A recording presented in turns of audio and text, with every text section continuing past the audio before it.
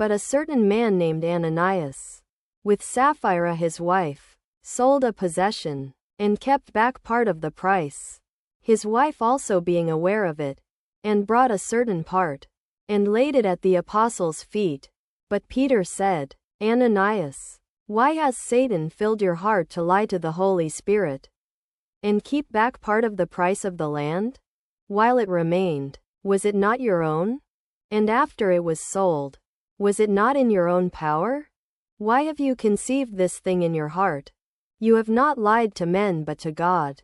Then Ananias, hearing these words, fell down and breathed his last. And great fear came on all those who heard these things. Now the young men arose and wrapped him up, carried him out, and buried him. And it was about 3 hours later when his wife came in, not knowing what had happened. Then Peter answered her, Tell me whether you sold the land for such a price? She said, Yes, for such a price. But Peter said to her, How is it that you have agreed together to test the Spirit of the Lord? Look, the feet of those who have buried your husband are at the door, and they will carry you out.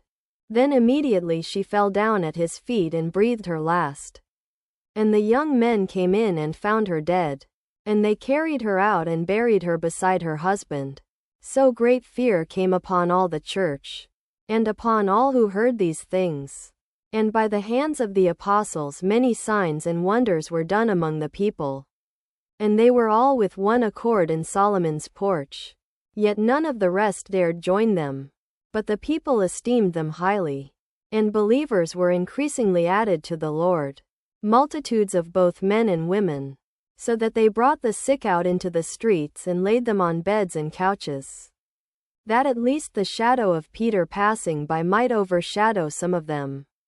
Also a multitude came together from the cities around Jerusalem, bringing sick people and those tormented by unclean spirits, and they were all healed. Then the high priest rose up, and all those who were with him, which is the sect of the Sadducees, and were filled with indignation, and laid hands on the apostles and put them in the common prison. But an angel of the Lord by night opened the prison doors and brought them out, and said, Go, stand in the temple and speak to the people all the words of this life. And when they heard that, they entered the temple early in the morning and taught. But the high priest came, and those with him, and called together the council and all the senate of Israel, and sent to the prison to have them brought. But when the officers came, they did not find them in the prison. So they returned and reported, saying, Indeed, we found the prison shut securely, and the guards standing outside before the doors. But when we opened, we found no one inside. Now when the high priest and the captain of the temple and the chief priests heard these words, they were greatly perplexed about them, wondering what would be the end of this. Then one came and told them, Look, the men whom you put in prison are standing in the temple and teaching the people.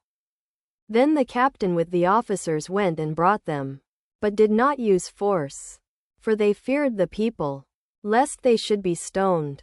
And when they had brought them, they set them before the council. And the high priest asked them, saying, Did we not strictly command you not to teach in this name?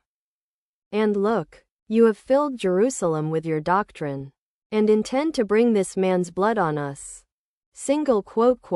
But Peter and the apostles answered and said, Whether it is right in the sight of God to listen to you more than to God, you judge. For we cannot but speak the things which we have seen and heard. And when they had threatened them further, they let them go, finding no way to punish them because of the people. For all glorified God for what had been done.